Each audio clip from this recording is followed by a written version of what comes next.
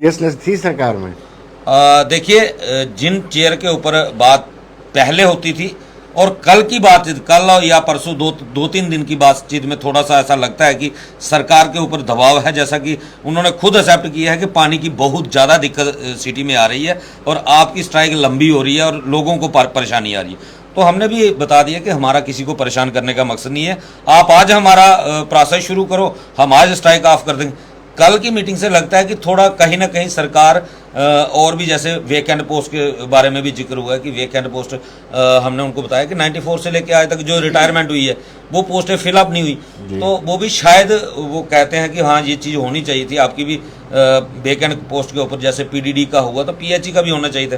तो हमें लगता है कि शायद सरकार को अब कहीं दबाव है, कुछ ना कुछ सरकार को करना पड़ेगा। प्रशासन, क्या आपको यह लगता है कि सरकार उलझाना चाहती है आपको बुला करके, पहले तो या वो ये चाहती है कि इस वक्त आप किसी तरीके से हड़ताल बंद कर दें? पहले वाली बात वही है विनोद जी, जो आप बोल रहे हो कि गवर्नमेंट हमारा करंट चेक कर रही है, तो करंट हमारा कम नहीं हुआ, बढ़ा है, क्योंकि ये करंट हमें बच्चों से रोज़ का रोज़ हमें मिल रहा है। तो घर की स्थिति को देखते हुए करंट दिन ब दिन बढ़ रहा है, ना कि कम हो रहा है। तो ना कम होगा ये भी पक्का है रेगुलेशन पॉलिसी के बिना जी। तो गवर्नमेंट को साफ स्पष्ट, जैसे हमने पहले बोला आज फिर है, तो कल एक 25 तारीख का कार्यक्रम रखा है जो हमारा जो फाइनल है, जम्मू प्रांत के जितनी डिवीजन है सारे लोग वहाँ इकट्ठे होंगे। तो गवर्नमेंट चाहे तो ये स्थिति खराब ना हो, जम्मू वाली परेशानी ना मिले आम जनता को, तो हमारी रेगुलेशन पॉलिसी पे वो काम कर सकती है। तो सारे सिस्टम, सारा तौर तरीका उनके पास है। गवर्नमेंट पे बोझ बढ़ जाएगा, गवर्नमेंट पे खर्चा बढ़ जाएगा। तो इतने इतने बड़े प्रोजेक्ट जम्मू में चल रहे हैं, अगर उनके लिए पैसा है तो जो 30 साल से लगातार सेवा दे रहा है डेली बेसिस, उसके लिए भी पैसा होगा जी, क्योंकि हम काम कर रहे हैं ना। कल आप प्रोटेस्ट करने वाले हैं, क्या उसमें फैमिली के मेंबर शामिल होंगे या पूरे डेली वेजर्स? नहीं, अभी फिलहाल डेली बेजरी है, अभी फैमिली को इन्वॉल्व नहीं किया।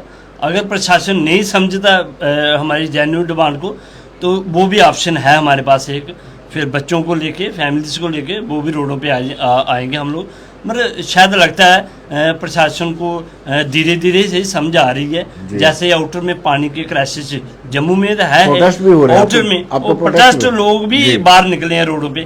तो प्रशासन को ये समझना पड़ेगा, बेवकूफ़ बनाने से काम नहीं चलेगा, देना पड़ेगा कुछ। हम जायज़ डिमांड लेके चले हैं, जैसे कल का इंसिडेंट था, वो राजपूत सभा वाले बैठे थे एक छुट्टी करवाने के लिए, तो एक बड़ी जेन्युइन डिमांड थी वो भी, वो महाराजा थे जम्मू के। अगर और कई छुट्टियां हो सकती हैं तो उनकी भी एक छुट्टी बनती है।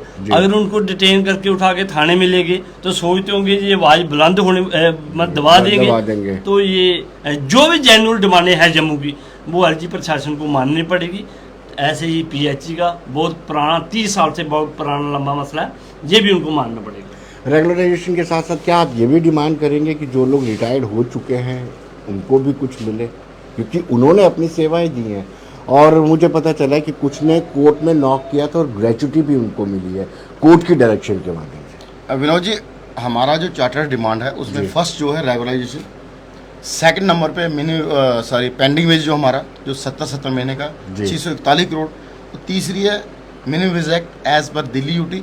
चौथी डिमांड वो है जो हमारे साथी ड्यूटी के दौरान जिनकी डेथ होगी, इस डिपार्टमेंट को सेवा देते देते वो डेली वेजर जो शहीद हो गया उसके परिवार के सदस्य को परमानेंट नौकरी, और पाँचवा जो साथी 30 साल इस डिपार्टमेंट को अपने गोल्डन पीरियड ऑफ लाइफ देके जाता है, वो घर भी अपना मुँह छिपा के जाना, घर पे उसकी रिस्पेक्ट होती है, उसको कम से कम 10 लाख रुपए का स्पेशल असिस्टेंस दिया जाए और उसका पेंडिंग 1-2 में दिया जाए। अगर कल कोई पॉलिसी ऐसी बनती है तो वो रिटायर्ड लोग भी इसमें कवर हों, क्योंकि उन्होंने अपनी ज़िंदगी का पूरा पीरियड दिया, कम से कम पेंशन तो उनको लगे। हमारी ये जदोजहद जो है 94 में जो पहले भी रह गए लेफ्ट आउट केस, प्लस 94 से लेके 2015 तक जितने हमारे साथी हैं, इन सबको रेगुलर प्रोसेस में लाया जाए। सरकार ये कहती है कि पैसे की कमी है, तो हमने कभी भी सरकार को एडमेंट होकर ये नहीं कहा वन गो में कीजिए, आप इस प्रोसेस को स्टार्ट कीजिए। और सबसे बड़ी प्रॉब्लम क्या है? सबसे बड़ी प्रॉब्लम ये है कि एक टूटा लूला लंगड़ा एसआरओ बीजेपी पीडीपी ने खुद बनाया, वो पीएचई में इम्प्लीमेंट नहीं हुआ, एसआरओ 520 बाकी सब में इम्प्लीमेंट कर दिया। और विनोद जी, वो एसआरओ रेगुलाइजेशन का नहीं है। अगर हम किसी प्राइवेट कंपनी लिमिटेड में काम करते हैं, वो जो सोशल सिक्योरिटी या इंश्योरेंस, वो जो फॉर्मेलिटीज वो उसमें है, लेकिन सरकार वो भी देने में आनाकानी कर रही है। ये कहते हैं कि ये लोग बदवा मजदूरी करते रहें और कुछ ऑफिसर ये कहते हैं 9,000 बड़ी होती है, तो हम ये उनको कहते हैं, जैसे हमारे रविंद्र रैना जी ने किसी चैनल में कहा, मैं फक्कड़ आदमी हूँ, मेरा 9,000 में गुजारा हो जाता है। तो हम तो फैमिली वाले हैं, हमारा 9,000 में गुजारा नहीं होता। हमारे बच्चे हैं, हमारे माँ बाप हैं घर पे, फैमिली बाकी मेंबर्स हैं, उनकी ज़रूरतें हैं, हम खुद हैं। हम में से कुछ को बीपी की परेशानी, कुछ को शुगर की परेशानी है, कुछ को और बीमारी लगी डेली वेज को टेंशन से, तो उनको वो मेडिसिन भी लेनी होती है। हमारा 9,000 से गुजारा नहीं होता, हमें रेगुलेशन प्रोसेस ही चाहिए और वो सरकार स्टार्ट करेगी। बाकी को उम्मीद हो बाकी डिप्रेशन में जाए ना, सुसाइड करें। उस डिप्रेशन को रोकने के लिए, उस सुसाइड को रोकने के लिए सरकार को रेगुलर प्रोसेस लानी चाहिए। रवि जी, आप मुझे बताइए, आपको चैम्बर का, बार एसोसिएशन का, राजपूत सभा का समर्थन है अगर आपको बंद की कॉल देनी भी पड़ती है तो? अभी इन्होंने 29 को बंद की कॉल दी है बार एसोसिएशन ने। देखिए 29 की जो बार एसोसिएशन की कॉल आई है, हम भी उसका पूरा समर्थन करेंगे जी। अब जम्मू के अंदर एक जन आंदोलन की तरफ जम्मू बढ़ रहा है। आप देखें जम्मू में जितनी भी कैटेगरीज हैं, चाहे वो डेली वेजर की लगा रहे हैं, रैबरे खेल लगा लो, रैबरे जंगलात लगा लो, होम गार्ड लगा लो, एम्प्लॉयज़ लगा लो, अनएम्प्लॉयमेंट यूथ लगा लो, सभी लोग त्राही त्राही कर रहे हैं। इस एडमिनिस्ट्रेशन ने निचोड़ कर रख दिया जम्मू के लोगों को, और ये मजबूरी में सारी चीज़ें हो रही हैं। ये अगर जम्मू बंद होने की तरफ जा रहा है तो इसके लिए सीधा सीधा एलजी प्रशासन जिम्मेदार है, क्योंकि लोगों के जायज़ हक दबाए जा रहे हैं। जैसे महाराजा जी का, हरि सिंह जी का जिक्र हुआ, एक छुट्टी है जिसमें सरकार की तरफ से कोई पैसा खर्च नहीं करना है, लेकिन अगर पीसफुली लोग बैठे हुए थे भूख हड़ताल के ऊपर, उनको डिटेन क्यों किया गया? ये दर्शाता है कि जम्मू को लोगों को दबाने का एक भरपूर प्रयास किया जा रहा है। और स्मार्ट सिटी प्रोजेक्ट आया है हमारे जम्मू कश्मीर में, हमारे डेली वेजर जो 28 साल से लगातार सेवा दे रहे हैं उनको 300 रुपये पर डे दिया जा रहा है, और स्मार्ट सिटी प्रोजेक्ट के अंदर जो बाहर से लोग आकर काम कर रहे हैं उनको 1,000 रुपये पर डे दिया जा रहा है। तो ये ज्वाला लोगों के अंदर भड़केगी ही भड़केगी, और इसको भड़काने का काम कर रहा है एलजी प्रशासन। ये जानबूझ के लोगों को, जम्मू के लोगों को इस स्टेज पे लाया जा रहा है कि जम्मू में एक जन आंदोलन बने। आपने देखा कि अब एक जैसे हमारी मांग चल रही है कि हमें रेगुलाइजेशन करो, 2-4 दिन पहले एक आर्डर निकल जाता है जिसमें हमारी एसोसिएशन की भी रिप्रेजेंटेशन है कि मिनिमम वेज रिवाइज किया जाए। एडवाइजरी बोर्ड बना है, उसमें हमारी रिप्रेजेंटेशन है, लेकिन लोगों को गुमराह किया जा रहा है कि यहाँ पे मिनिमम वेज, बड़े सारे लोग हमारे ही लोग हमारे लिए कसूरवार बन जाते हैं कि वो लोगों को गुमराह कर रहे हैं। मिनिमम वेज एक्ट लागू होने जा रहा है, वो ये भी नहीं जानते कि मिनिमम वेज एक्ट लागू हो चुका है, रिवाइज हो चुका है।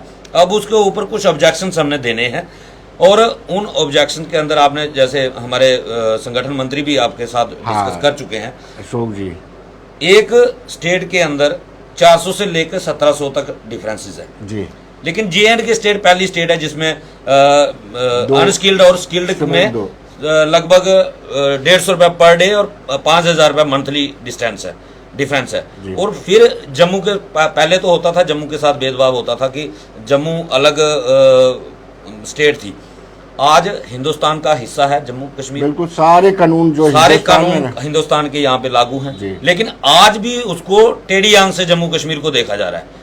फिर क्या फायदा हुआ 370 हटाने का? अगर जम्मू के साथ भेदभाव इसी तरीके से करना था तो फिर इसको हटाने का मतलब ही कोई नहीं बनता। आज केंद्र में मजबूत सरकार बैठी है, अगर आज ये चीजें होती हैं तो ये सामने जाहिर होता है कि ये डेलिबरेटली जम्मू वालों को हैरासमेंट करने का एक तरीका है।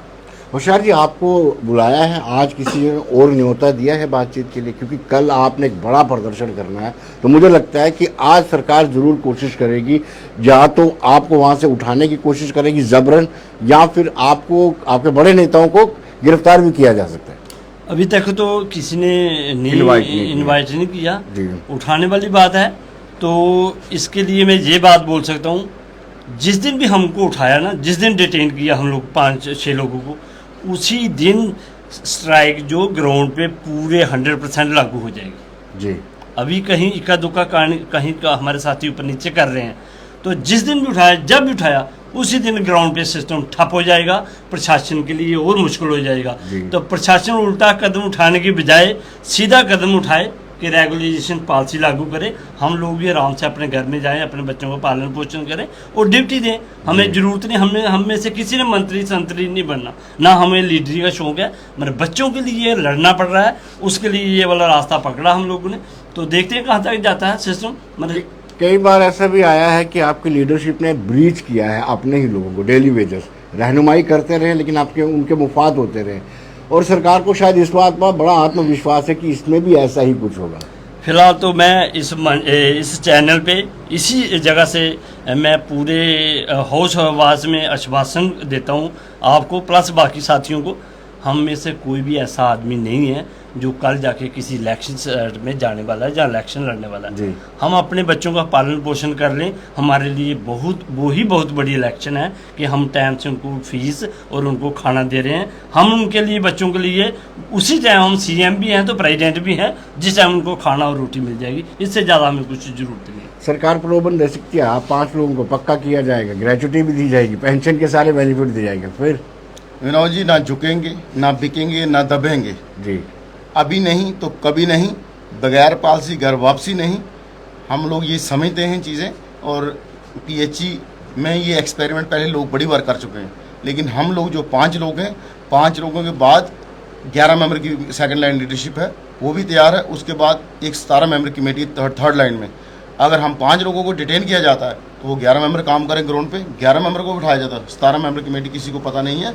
हम लोग बिल्कुल प्योरली सीक्रेटली और ईमानदारी से काम कर रहे हैं, इसीलिए हम लोग सभी मेंबर्स हैं।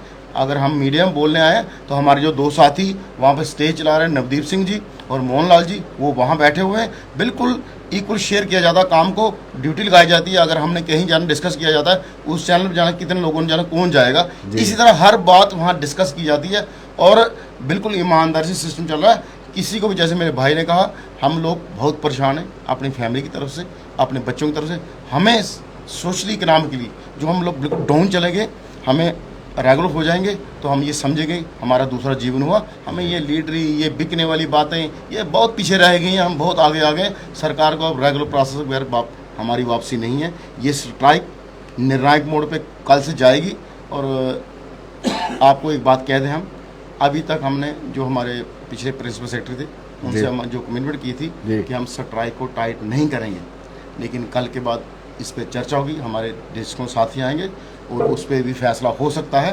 कोर ग्रुप बैठेगा कि आगे हमें क्या करना है, वो स्ट्राइक टाइट भी हो सकती है। रवि जी, आखिरी सवाल आपसे, भारतीय मजदूर संघ क्या आपको समर्थन कर रहा है और किस हद तक समर्थन कर रहा है? देखिए, भारतीय मजदूर संघ, मैं खुद वहाँ पे छोटी सी एक जिम्मेदारी मेरे पास भी है, और आप ये कह सकते हैं कि भारतीय मजदूर संघ की इस पूरी एजिटेशन में बराबर की हिस्सेदारी है।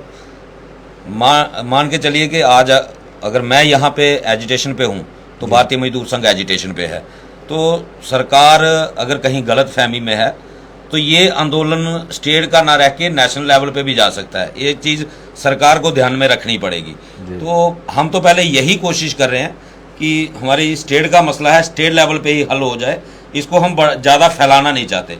तो जैसे आपने जिक्र किया कि 5 लोगों को आपको परमानेंट किया जा सकता है या प्रलोभन दिया जा सकता है या गिरफ्तार किया जा सकता है, मैं हर पहलू पर नजर रख रहा हूँ। हाँ, तो एक चीज़ आप मान के चलिए, अगर हम बिक भी जाएंगे, पहली बात तो ये है कि खरीदार कोई नहीं मिल रहा जी। अगर हम बिक भी जाएंगे, ये एजिटेशन खत्म होने वाली नहीं है, क्योंकि हमने, सरकार ने पहले भी कई बार ऐसा दबाने की कोशिश की कि आपको अरेस्ट कर लेंगे, तो हमने स्पष्ट बता दिया ये एजिटेशन तब भी खत्म नहीं होगी, क्योंकि पीछे लास्ट लाइन में खड़ा हमारा वर्कर जो है, वो भी लीडर है, वो भी चलाएगा इस एजिटेशन को।